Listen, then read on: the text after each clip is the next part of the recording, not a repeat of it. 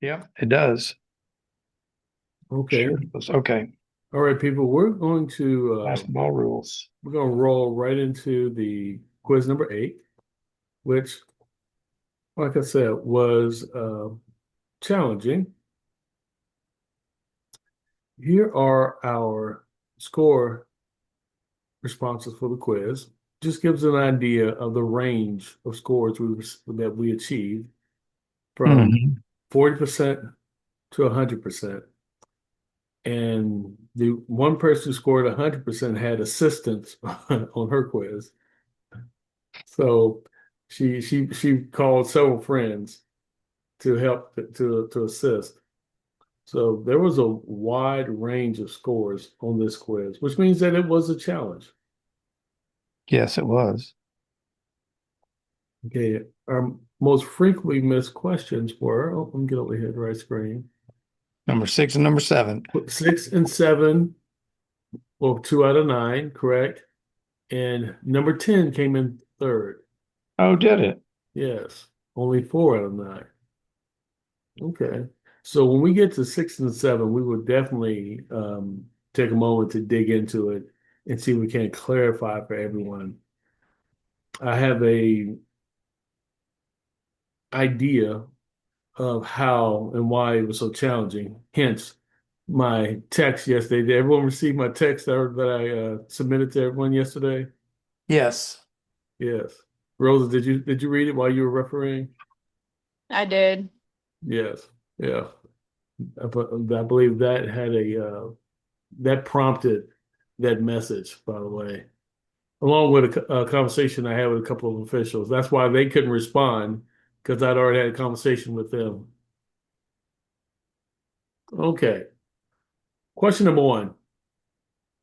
A technical foul is a non-contact foul of a behavior nature committed by a player or bench personnel, such as misconduct. I want you to remember this word, misconduct, which is a behavior or an act that is unbecoming to a fair, ethical, and honorable individual. An act that is unbecoming to a fair, ethical, and honorable individual. Is that true or false? Yes, the answer is true, and we all got that correct. And our rule reference is 10.12.1 on page 91. That's pretty straightforward, pretty self-explanatory, right? Yep. Until we get into the process of trying to apply it. Hence our difficulties with question number 6 and number 7. Yep. All right. Question number 2. Coaches who, while standing within the coaching box, hinder an opponent's throw in or who interfere with the movement of opposing players by leaning over the playing court or acting in an unsporting manner shall be assessed a technical foul. And that is true. And it references appendix number 2.1 on page 108. And you'll notice that it does not mention warning first. No, this is a action that doesn't require a warning before we assess a technical foul. So anytime this happens, yes, it is a technical foul, and we have to issue it accordingly. Yep. All right, number 3, and I love this. The correct sequence for signaling a technical foul is open hand to stop play, then technical foul signal. Is this true or false? The correct answer is false. And I gave everybody a little leeway on this because I do know that. Oh, here, I'm sorry, let me go back. Our rule reference is CCA Manual 4.9 on page 185, and it is our signals.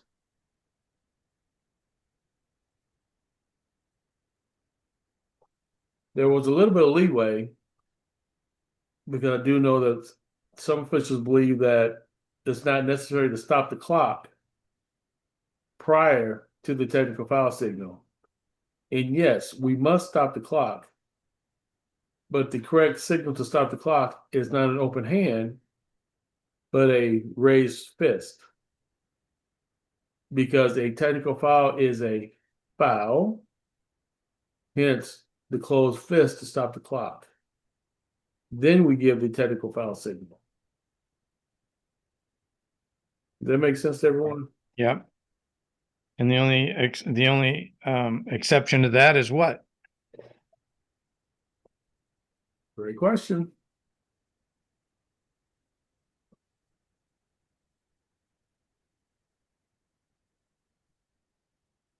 Anybody Right. know? Do we have an answer? TC or Rosa? If the clock's already stopped, you don't have to stop it. Right. Clock is already stopped. Correct. During the dead ball period.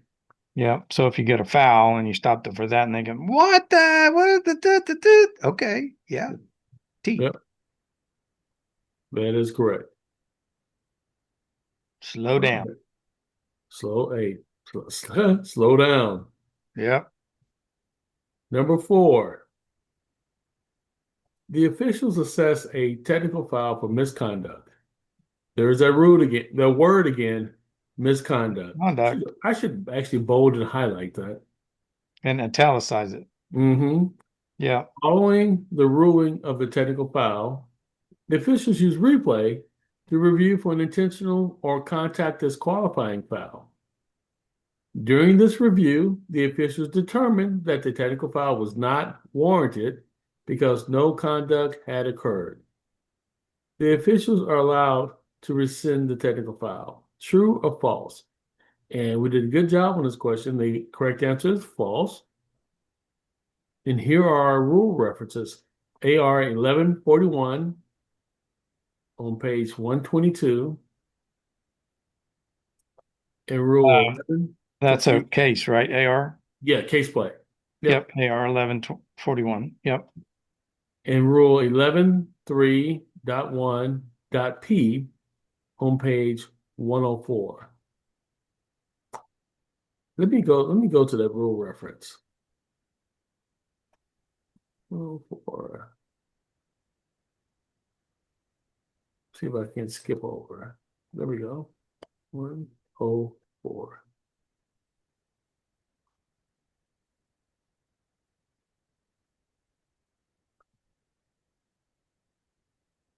Okay.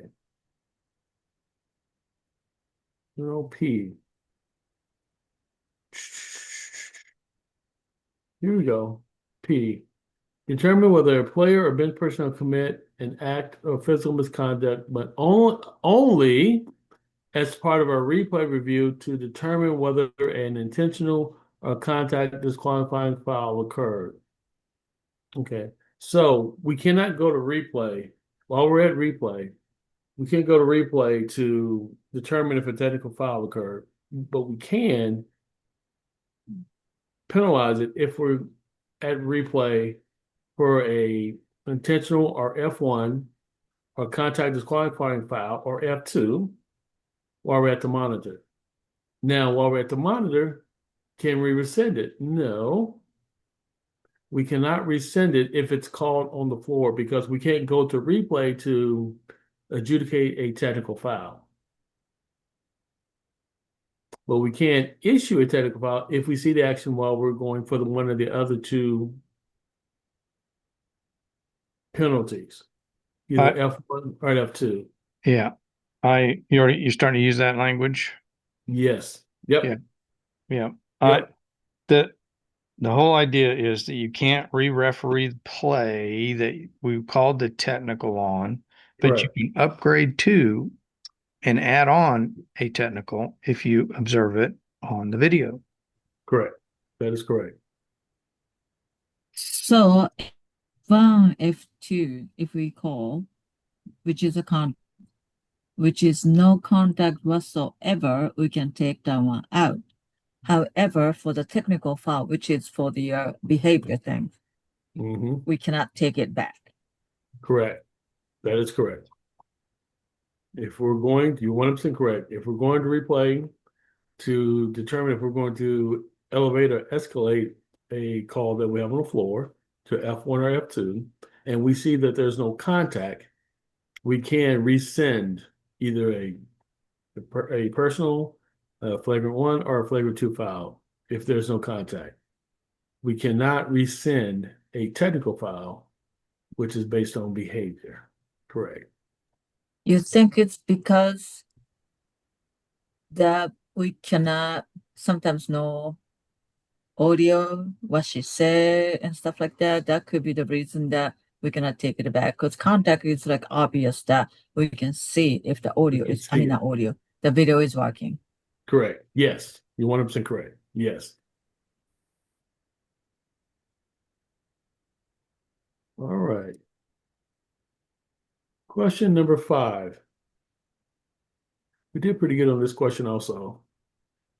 Team B's fans are using artificial noisemakers while the game is in progress. Team B is assessed an administrative technical foul. True or false? The correct answer is true.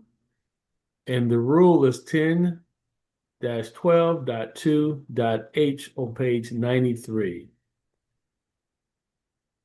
And I think this was a rule that TC and I, we went over quite a bit. Was it this season or last season? This past season. This I past was season. actually surprised that they didn't change that rule because I was expecting, I mean, we both expected that this rule will be changed Right. because of what people are talking about. Right. You know, because this is nothing about the team's fault for the behavior of, you know, the The fans. people on the stand, the fan. Right. So that's how, remember what happened to her, and Alan was saying that, and almost like NCAA was talking about that it's gonna be changed, but Mhm. we didn't see the rule change. So No, we did not. Not as of yet.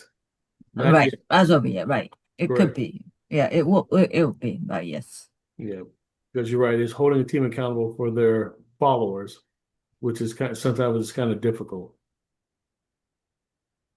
Okay. There's an AR on that one too, Wayne. Okay. And what is the rule? What is the reference? It is Casebook Rule 10. It's AR 10-30 on page 97. Let's take a look at it. Page 97.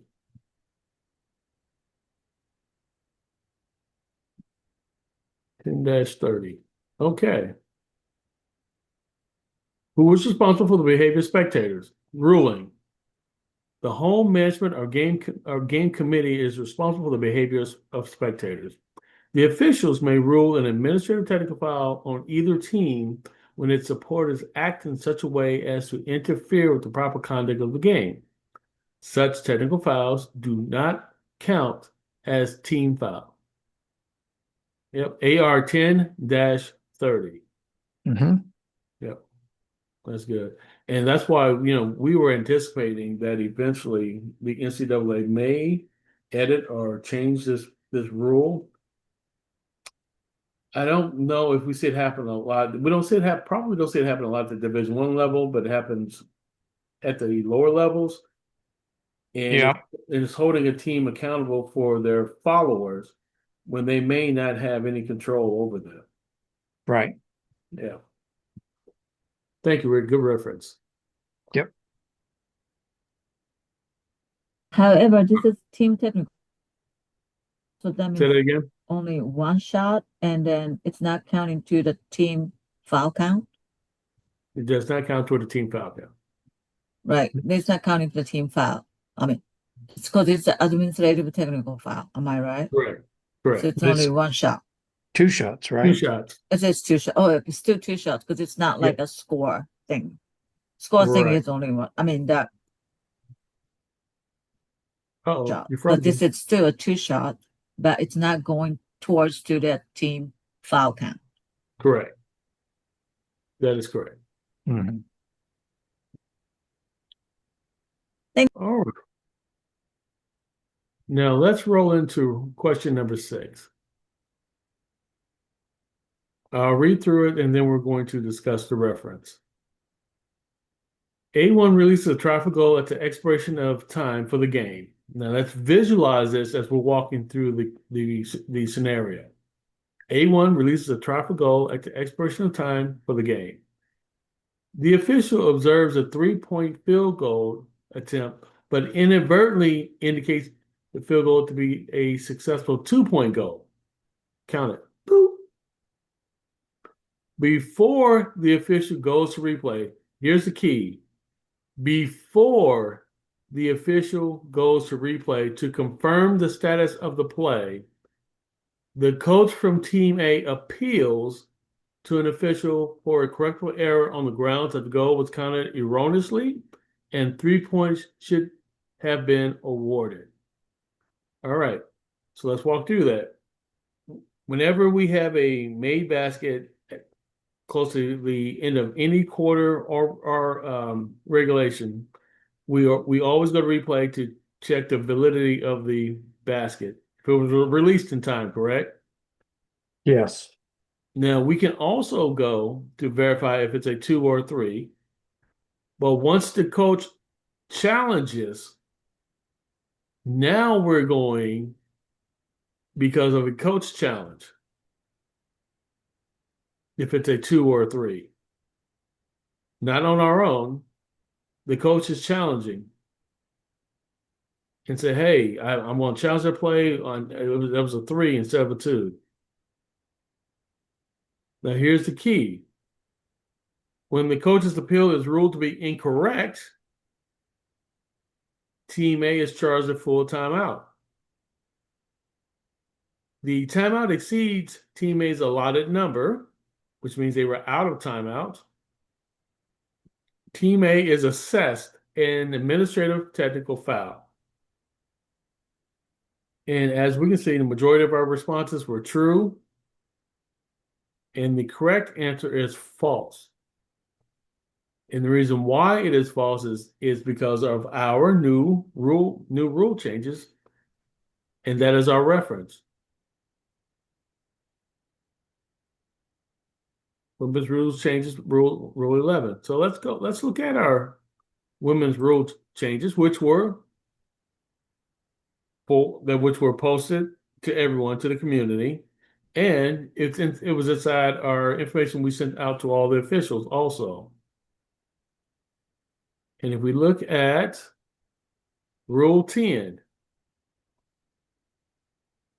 it is now a team technical foul when more than 5 players are participating in the game once the ball becomes live, or when a team is granted an excessive timeout. So it's no longer an administrative technical foul. It is now a team technical foul. So the correct terminology, or let me rephrase that. The correct penalty on that scenario is a team technical foul and not an administrative technical foul. Yeah. Does that make sense to everyone? TC, Rosa? Yeah. In our old rule books, this was a true statement, but in the new one, well, partially true. It doesn't have the part about if the fulls are gone, you can go down and grab a 30. Correct. But basically, this is because it's no longer an administrative, it's now a team. It is now a team technical foul. Rosa, you're about to say? No, I was just gonna say it makes sense. Yeah. And therein lies the difference. That's why I was trying to get everyone to review all of your references, not just some of them. Slow down, take your time, review all of your references, and review them in their entirety, and take in all the details, and then apply them accordingly. Because we're running into the same situations when we're early in the season, when we're starting the season and we have a number of rule changes or procedural changes that we discuss prior to the season. And we have to be fluid and adept with the changes so that we can apply them correctly. Yeah. Yep. And is there a difference between adjudicating or administering an administrative technical file versus a team technical file? Is there a difference? Administrative was point of interruption, wasn't it? Okay. POI. Okay. Is it?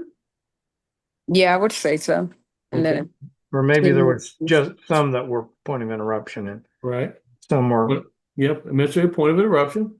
Mhm. And what is the But difference? excessive TC. timeout. But Excessive timeout. except the excessive timeout. Except excessive timeout, correct. When it goes Excessive to the timeout is going to be offended team is going to have a ball. offended team at the point of interruption. Offended team get the point of it. Right. That's the difference. Right. Yeah. But now it's excessive timeout. It's going to be a team technical foul. So it's actually clear out that it's going to be the regular team technical foul. Because Correct. am I right? So it's more like a clarify for the following the rules that we have for this rule change. That's how I read it. Okay. And what else? And The team technicals don't go against team fouls.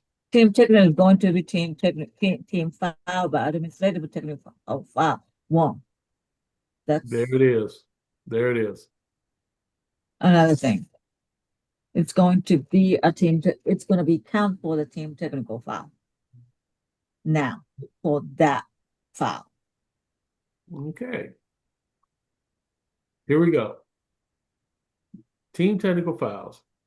2 free throws awarded to any member of the offended team, followed by a throw-in by the offended team at the division line opposite the scores table, not point of interruption. And a team technical foul shall count towards the team foul total. But your new rule reference says it doesn't, correct? The new I think rule it does. reference states that, let me pull it up. Yeah. Okay. The new rule reference, it changed it from an administrative to a team technical foul. Right. Mm-hmm. Yes. So prior to 2025-26, the requesting of an excessive timeout was penalized with an administrative technical foul. Yeah. Which was Technical foul. 2 shots to the offended team by the Yep. offended team. Yep. Ball awarded to the offended team at the point of interruption. Right. And now they're But changing now it. it's going to be a division line. Yes, and now it's a team technical foul, which resumption of play is ball awarded to the offended team at the division line, with the team technical foul counting towards the team foul totals. So moreover, I would say administrative technical foul is only for the scorebook things. It's gonna be during the game or equipment things that before the starting the game. That's Correct. the only admin technical. Other than that, it's gonna be team technical files. So adjudicated same as regular technical file. It's more simplified. It's simplifying it. And Am I administrative technical understanding foul right? are becoming truly administrative, which are, like you said, errors at the table, scorebook, The books errors Mhm. with clocks anything dealing with before the game starts, other than behavior. or the fan. No, fans. No, fans are team technical file now. Fans are team Yeah. technical also. Yeah. So yes. So anything having to do with anything administrative, like we talked about, scorebook, clock issues, markings on the floor, let's say issues with which they're removing a lot of our responsibilities for proper attire. Mm-hmm. Yeah, but anything having to do with attire before the game, these are all administrative technical files, which falls, if you think about it, just logically, it falls under an administrative role. Mm-hmm. And what's happening is it's really clarifying and simplifying our understanding and our application of our rules, and kind of moving everything into the proper correct buckets. So know which bucket to go to when we're applying our rules and our violations. Yeah. All right. Yeah. Any questions on question number 6 before we roll to number 7? I think I might have put buckets in my response to your text. No. Yes, you did. Making sure that we're the right buckets, correct. Hey, The can I ask you rule before we bucket. move on for this number, question 6? Mm-hmm. Can I ask you one thing? Of course. This is like a kind of tricky question, but well, this the official observes the 3-point. Hold on. Before the official goes to replay to confirm the status of the play, the coach from Team A appeals. So it actually doesn't matter before or after. However, for the game management, if it's not sure, like if I know for sure I am the calling official, so that was a 3 or that was a 2, even though coach appealed for it, but it's kind of 50-50 chance. Then coach said that before we replay, would that be still okay to say, hey coach, we're gonna go get we're gonna check it anyway to save that timeout or like a save that appeal. So in essence, Would that be a courtesy? now we're talking about managing the game, correct? Right, we're managing the game. Not like a manipulating game, the managing the game. That if I know for sure that I am not 100% sure that, hey, let's do it at the same time that coach is asking, hey, it's gotta be 2, it's gotta be 3. Hey, coach, we are going to review it to save their appeal. That's still okay to do it. Correct. If we have knowledge that the information that was communicated could be inaccurate, and it falls within our purview of allowable review, and this is at any time during the game, then yes, we can ourselves decide to go to review the play versus allowing the coach to appeal it. And we would communicate, we have to use our communication skills on how we're going to communicate that. And this is really true during any time of the game. If it falls within our ability to review it, if we can review it, we will. And that keeps it out of the procedure of the appeal process, because there are consequences when we institute the appeal process.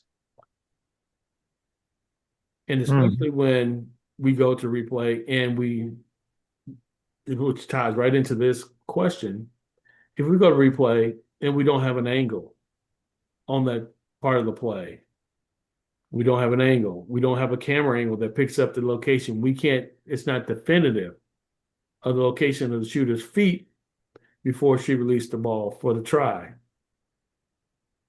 then yes, now we're stuck. And we have to adjudicate it based on the coach appeal process. And then in this scenario, the official clearly observed a 3-point field goal, correct? Yeah. But we inadvertently communicated a 2-point successful try. And think about that. We're at the end of a quarter or end of regulation.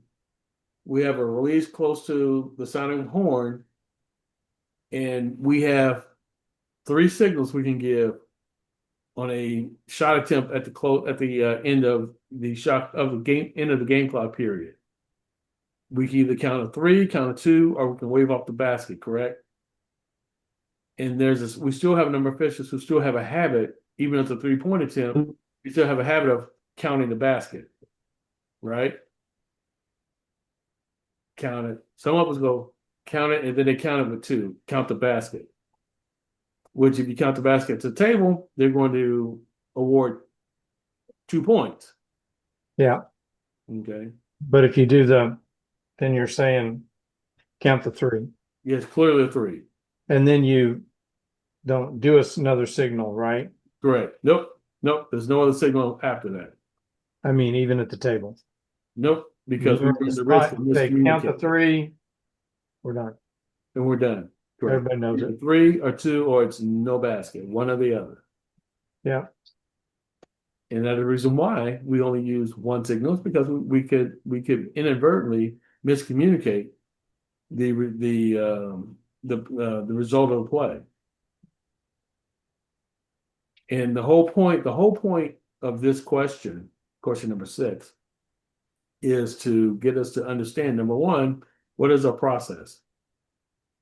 Regardless of where we are on the floor or time of game, if a coach is adamant that they want us to review the play, even when we know that they have no timeouts remaining, we must communicate that to make sure that they understand the potential consequences. mhm. And if they insist, then yes, we will go review the play. In this scenario, we have knowledge on the floor that it was a successful 3-point field goal. But here's a question. Here's a question for, I'm glad TC brought this up. Here's a question for the crew. Oh, Rick, TC, and Rosa on the crew. Rosa's the crew chief.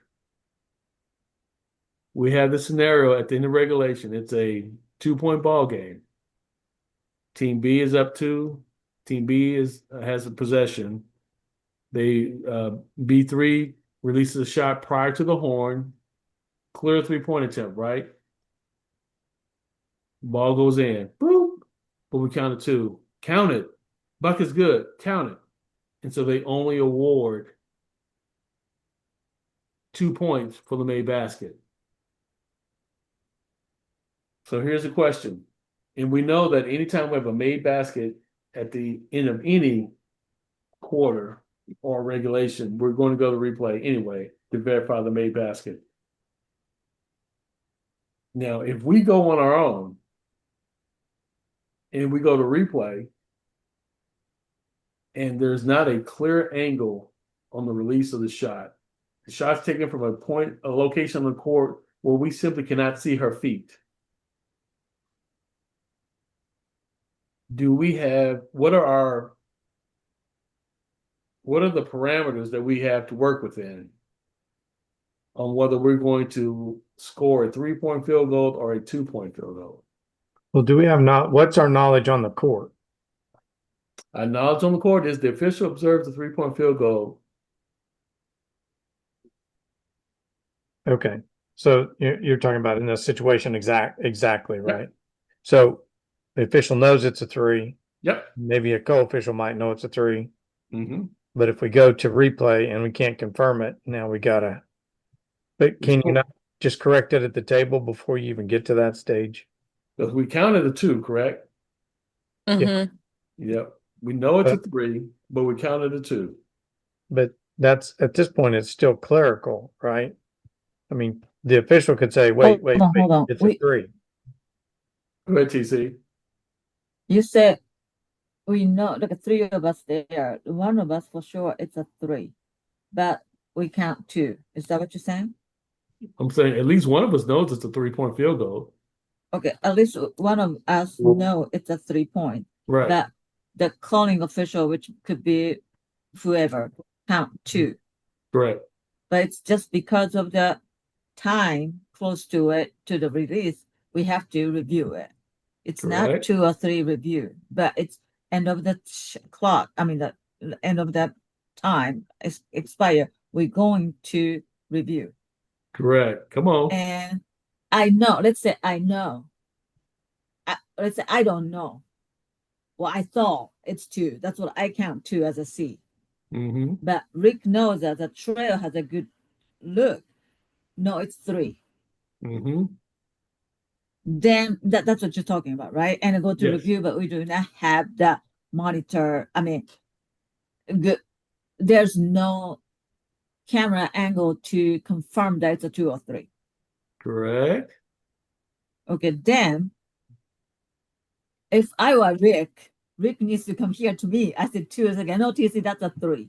We should not do that because we cannot depending on, because it's easy for us to say, think that, okay, because it's going to be 2 or 3 or whatever, we're going to review the monitor. So you count 2, say it, just go for it 2. Then if it's different, we can go ahead to change it. That's the mindset that we have because we're depending on the monitor. We're referring to the monitor. Like Correct. the scenario this time that we do not have the angle or whatever the case may be. So if I know, or if even though I feel that you like it, I feel like it. Could be 2, but could You be feel a certain 3, kind of way? right? And feel. So then maybe for that moment that I might count it because that's what my gut said, I have to do something to count it. But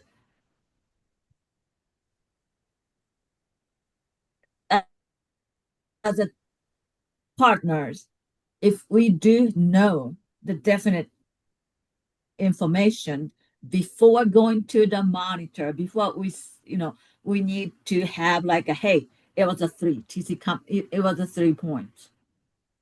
Then, okay, then it's a 3 on the floor, then go to the monitor because we have to make sure that before they go into the monitor, we have to have that call. Yes. So that's what I would do. So Rick needs to come here to me, which he will. He will be. Right. Then okay, Rick, thank you. So it's gonna be 3, then going to the monitor.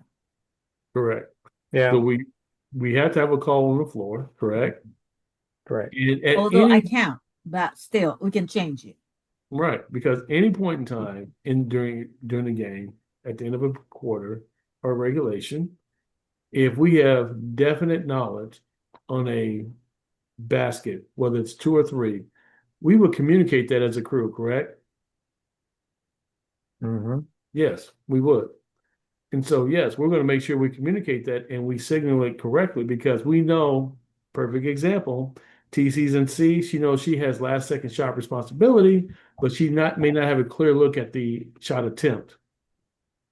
Rick and Rosa, they're in trail and lead. They clearly see that she's behind the 3-point arc.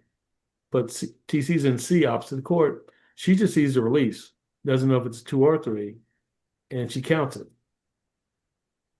Okay, so you're right. We're going to communicate prior to we do anything. Yes, that was a made 3-point basket. So Mhm. we'll change it on the floor and get it correct on the floor. Yeah. That's And the key. you Because simply, I mean, I would say to the coach, hold on. Let me talk to my co-official. Mhm. And Because all the coach 3 of has us the get same look together that and you decide you before and Rosa we, has. pardon? The coach has the same look that you both bench side. So Yeah. coach has the same look that both you and Rosa has on the attempt. Yeah, exactly. But I'd say, hold on, let's talk. Before we go to the monitor, before you challenge us, say, wait, or before she challenges, wait.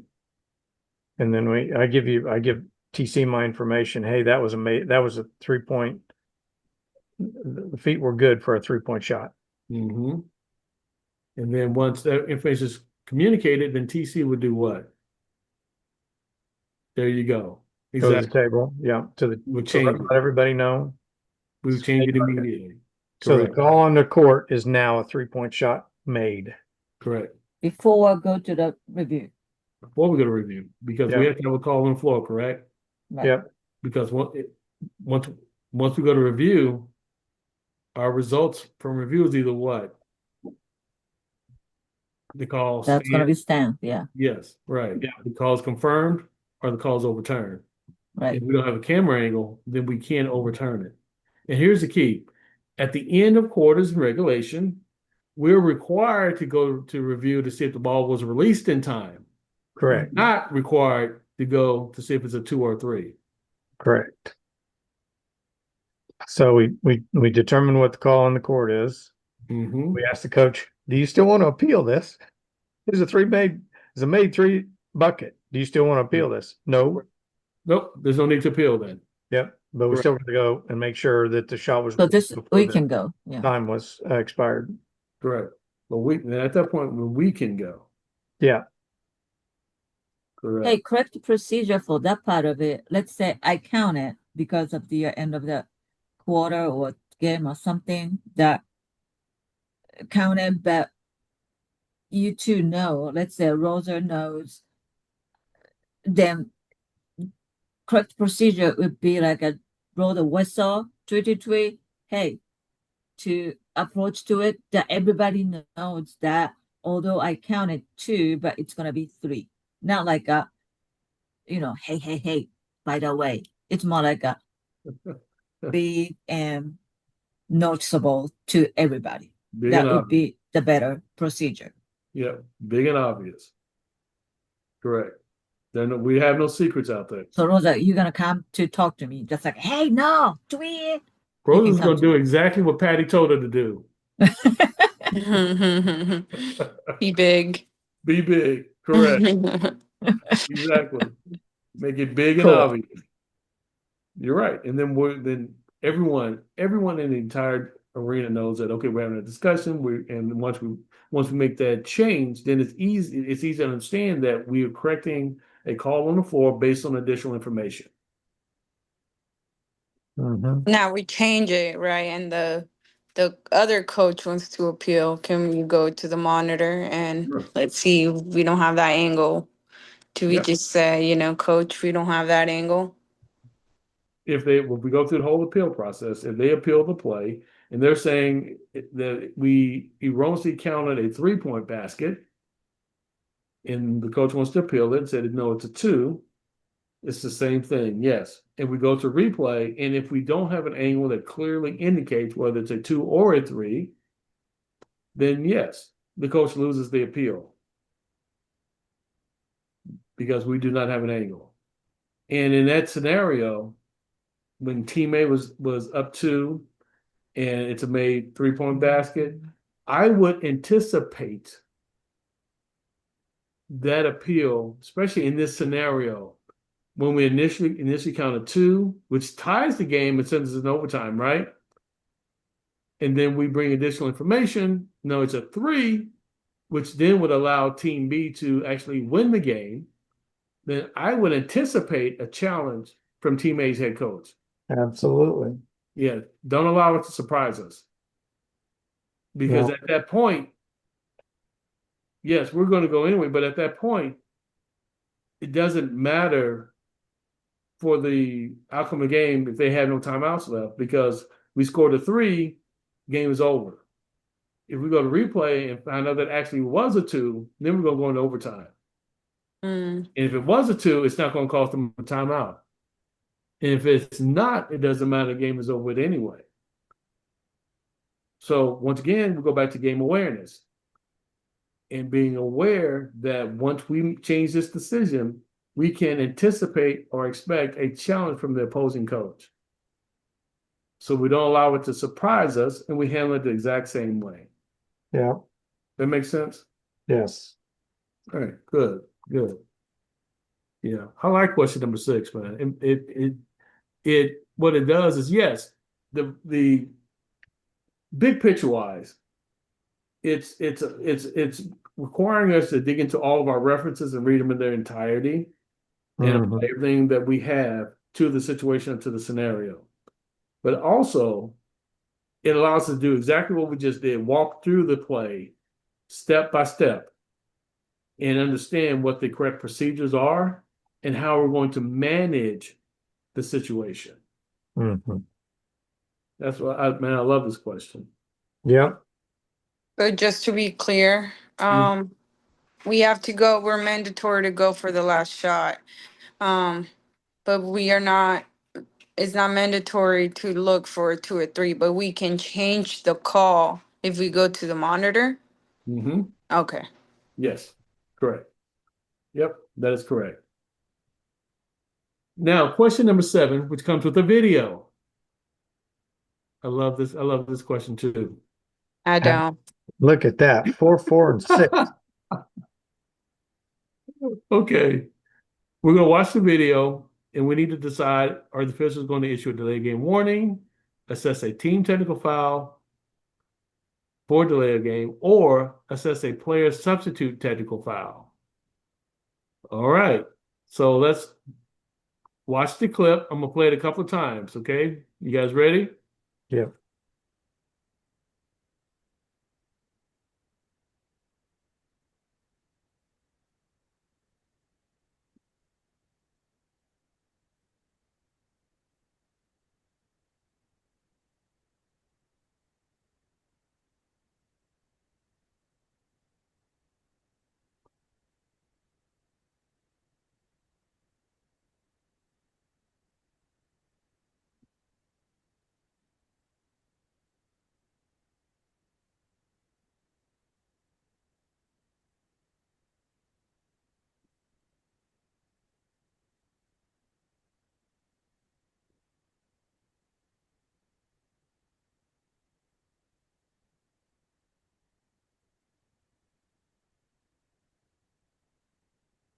Okay.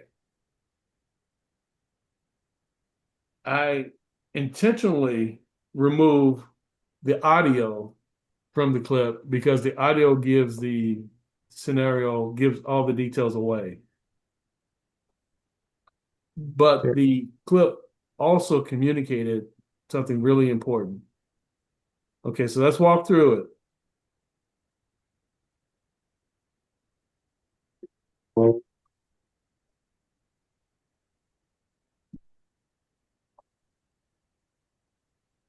See if I can't catch the. Hold on a second. All right. How much time is left in the game? 17.6, fourth quarter. Right. Which team is up 3? TCU. Right. The white team, correct? Correct. All right. So that's where we are in the game. Those are our game dynamics. Game awareness. White's up 3, black's inbound the ball.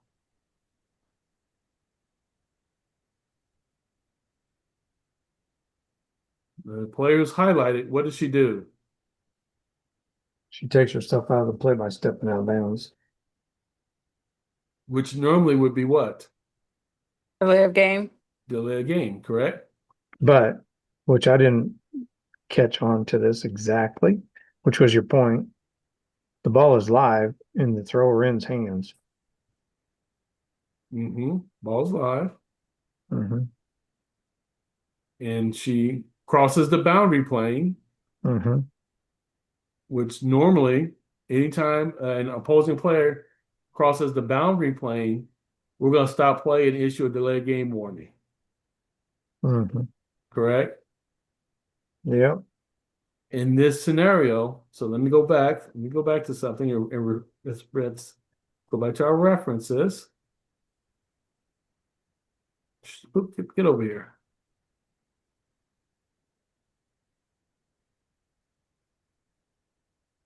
Technical fouls.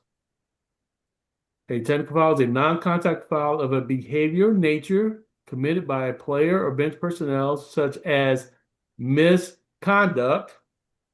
Mm-hmm. And if you see at the bottom of the screen of our clip, it specifically says misconduct, right?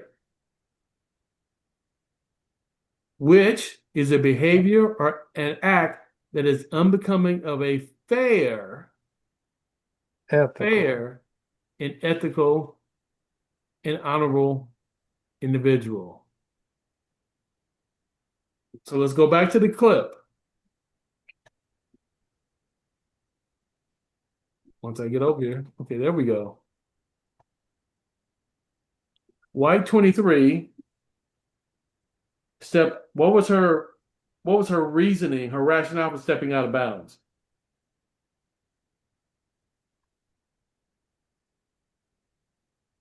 She's to gain an advantage by trying to stop play, I think.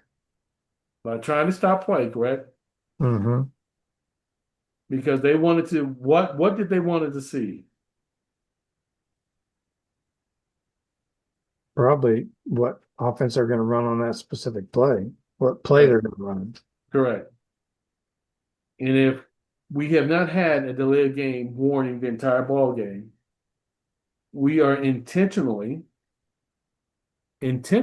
creating a delay of game situation so that we can see what they're running. Because if all we adjudicate is a delay of game warning, white has a distinct advantage. They took advantage of the rules, Mhm. and now black has to do one of two things: either run the same play again, Mhm. now that white has seen what play they're running, or call a timeout, Well, a timeout, which gives them which puts them at a disadvantage. puts them at a disadvantage. Mhm. So white 23 her behavior was unethical, correct? Yes, Which falls under the definition of misconduct, and it's a player substitute. which creates a player substitute technical foul. Right. Does that make sense? Yes. So once again, being aware of all the elements in our game, especially when we come down to the end of regulation, because it's real easy for this to automatically revert to, oh, delay a game, right? Oh, that's easy. Without interpreting the behavior or the action in front of us. Yeah. We have to gauge the intent.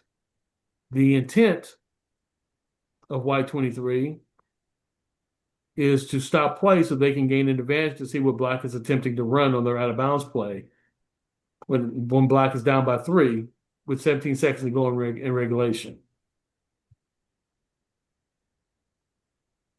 And that is taking advantage of the rules, which is unethical, which is why it's considered misconduct, which is why it's a player substitute technical foul and not just a delay of game warning. Have you ever seen anybody do that? I've never seen anyone do this. No, Yeah, I haven't either. no. So I'll make sure that we're all following. Is that clear? Does it make sense? Absolutely makes sense. Yeah, in that scenario, the official knew that they already had a delay of game. No, there had been no delay game up to this point. Oh, okay. So now it's clear. Yes. Yep. There had not been a delay game for crossing the boundary plane up until this point. That is why White 23 decided to step out of bounds on her own. Mhm. Because if we had a previous delay game warning, then this becomes a technical foul. Right. Right. That's why I thought it was a technical foul, but it was just the intent. It's the intent. Correct. And that's the whole point of this scenario is gauging the intent of White 23's behavior. The intent was to circumvent the rules. The intent was to gain an advantage. That is why at the very beginning of tonight's session, that's why we went through the What's it? word and the definition of a technical foul. So Did now we can apply it correctly. Did this crew catch it? No, they issued a delay game warning. And that was it. Right. Because, like I said, it's real easy to automatically revert back to that rule because it's easy. She crossed the boundary plane. Oh yeah, boop, delay game. Yep. It's real easy. Is that why the NBA has that rule that, yeah, under a minute, it won't be a delay of game, it would be a technical foul for that purpose? Right. Uh, Right. So yes, our correct answers on number 7 are issue a delay game warning and assess a player substitute technical foul. Mhm. Correct. It is not a team technical foul for delay of game if that had been their second delay. Because now we have to gauge the intent. Does that make sense? Yes. Excellent. All So right. it would have been a team technical if it would have been the second. It still would be a player substitute because of her behavior. Okay. You're Yeah, still trying to game the system right. by Correct. making them by determining what play they're going to run and maybe forcing the team B to call time or team A, the thrower in team, to call timeout.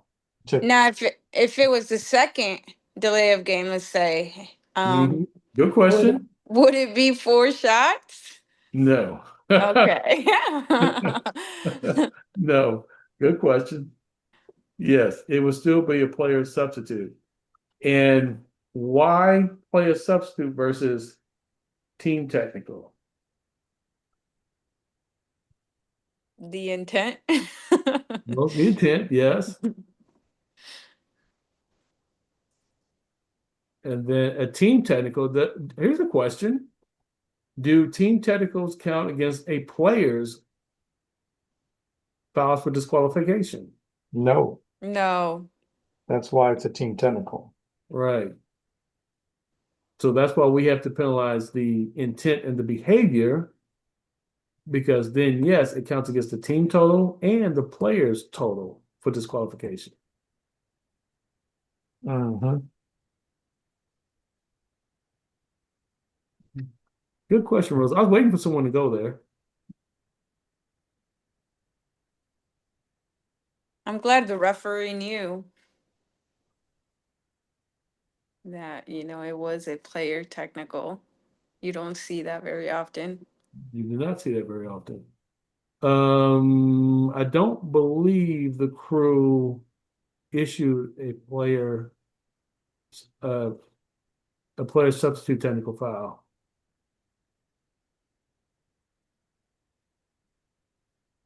I have to go back and look at the clip. I don't believe they did. I believe they just issued a delay of game warning. Oh, okay. So they didn't get the play right. They took the lesser of the two, Well, I don't think the more common of the two. I don't think, yes, the more common. I don't think it was a decision to take the lesser of two. I believe, once again, sometimes we have automatic triggers. And when she crossed the boundary plane, we automatically reverted to delay a game without interpreting the play for what it really is. Mm. Yeah. So sometimes we have automatic triggers, and sometimes, but we have to be adept at once again, that's why my text yesterday, slowing down, pulling in all the information, being aware of all the parameters and the elements in a play, and pulling them all in and utilizing them all to adjudicate the play correctly.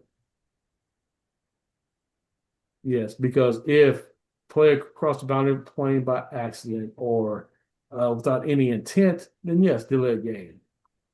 But we can gauge the intent because they specifically wanted to see what the opposing team was running with 17 seconds left to go in regulation.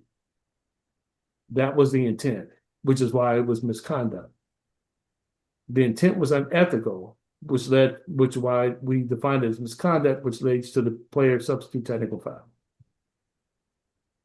And that's why we went through the definition so that we can make it the connection, check off all the boxes and make the connection on this play so that we can adjudicate it correctly. And then automatically just revert to whatever our first interpretation might be. Does that make sense? Yeah, that's two really good questions. Hey, Nicole Brandon. Hey, Nicole Brandon. Hey, Nicole. Hello. All right. We're almost done. All right, number 8. which we did pretty good on this question. A1 dunks, and in so doing, grabs the ring with the free hand when it was not necessary to prevent injury, and then dunks with the other hand before the ball leaves the other hand on a dunk attempt. Select all that apply. A1 shall be assessed a player substitute technical foul for grasping the rim unnecessarily. B, A1 shall be assessed a player substitute technical foul for dunking a dead ball. C, the goal shall not count.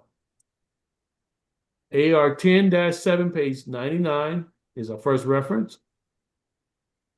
Rule 1012.4.B and C on page 95.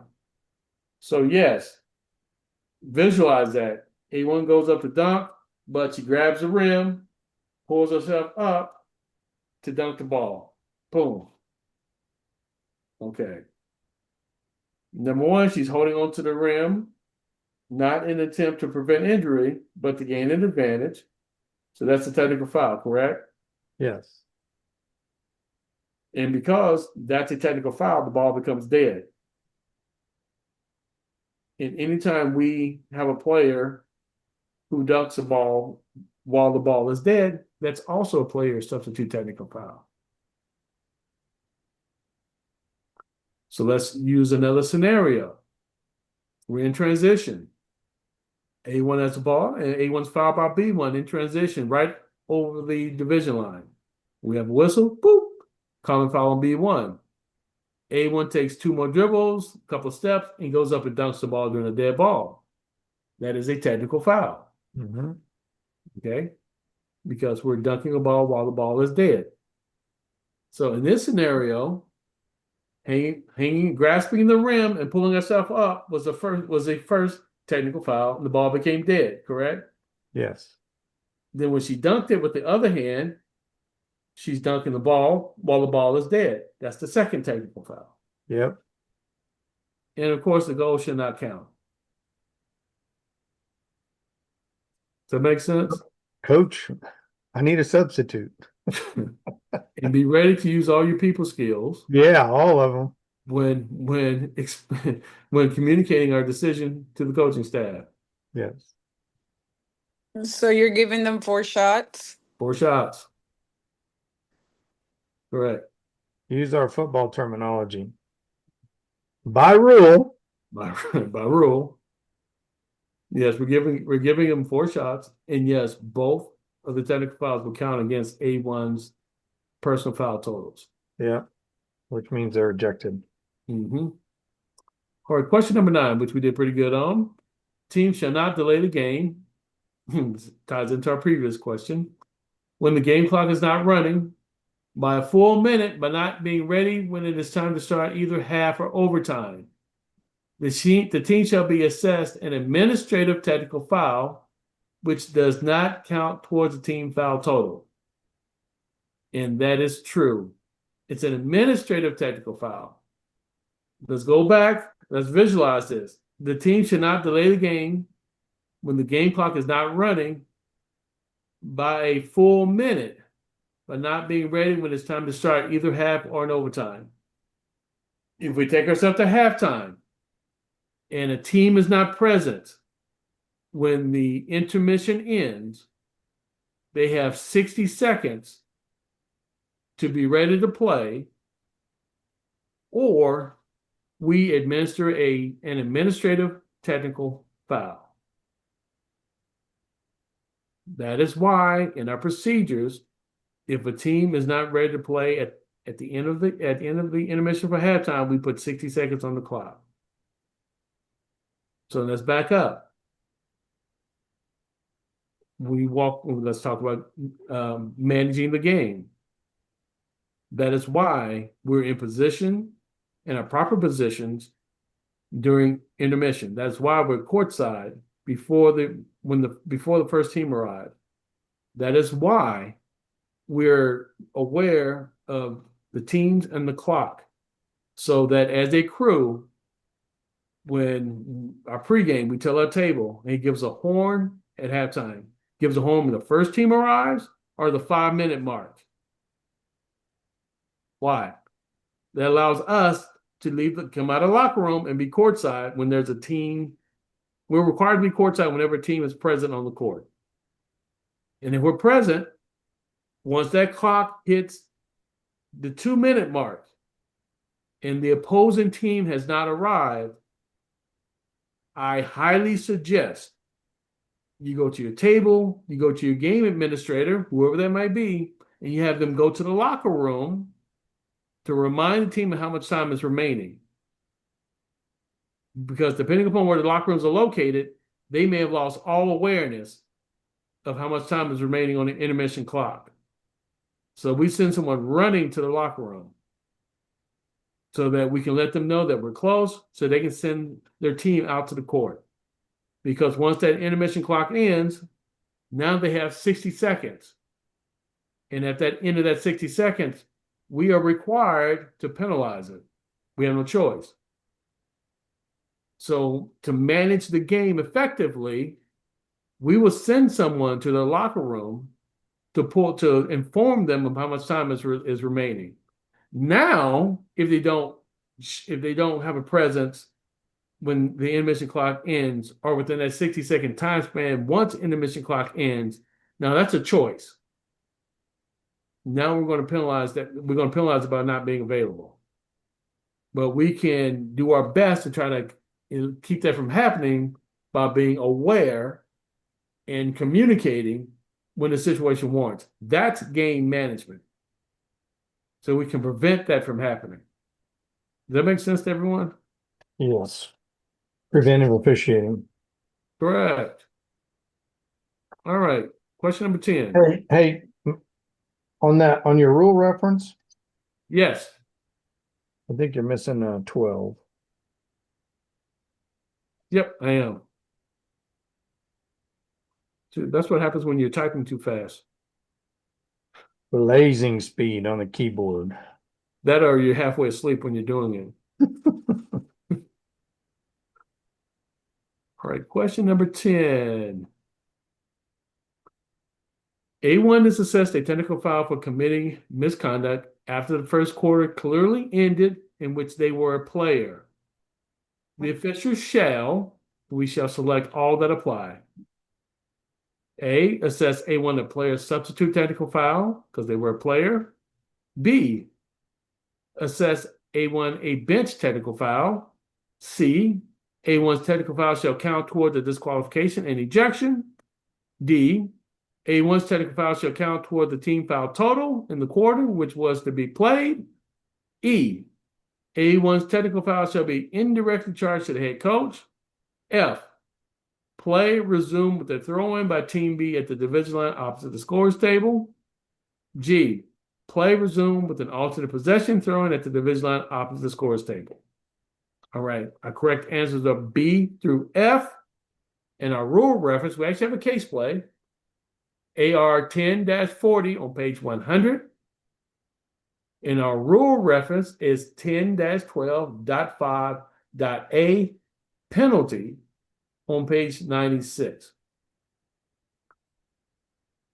So let's walk through it. A1 is assessed a technical foul for committing misconduct when the horn sounds at the end of the first quarter. After the horn sounds. So when this is important. When the horns, we lost Rosa. When the horn sounds, all players become what? Bench personnel. Bench personnel. Correct. That is why we would assess a bench technical foul, not a player substitute technical foul, because all players become bench personnel when the quarter ends. And even though it is a bench technical foul, it's still assessed to A1. So it will account, of course, account against their disqualification or an ejection. And since they're bench personnel foul, it would also be an indirectly charged to the head coach because they're bench personnel. Mm-hmm. And because it is a technical foul, play will resume with a throw-in by Team B at the division line, and whoever's entitled to the arrow will keep the arrow. Yeah, that's not affected by, the arrow is not affected. Correct, because we're not going back to the point of interruption. It is a resumption play based on the technical foul. So the opposing team will get the ball at the division line, and the arrow will stay the same. I usually, in those kind of situations, I usually try and remind the table, this does not affect the arrow Yes, definitely. So they don't switch the arrow inadvertently. inadvertently, accidentally, yeah. Correct. Okay, people. This was a good session. Very good. Really, really good session. All right, we covered a lot. We had those two plays that were really important to dig into. So this was really good. Any questions before we break for the evening? Nope. I have a question for you, but after you stop the recording. Okay. So then we are done. Good job, everybody. And the next quiz will come out in 2 weeks. And then we will follow with the quiz review the Sunday following.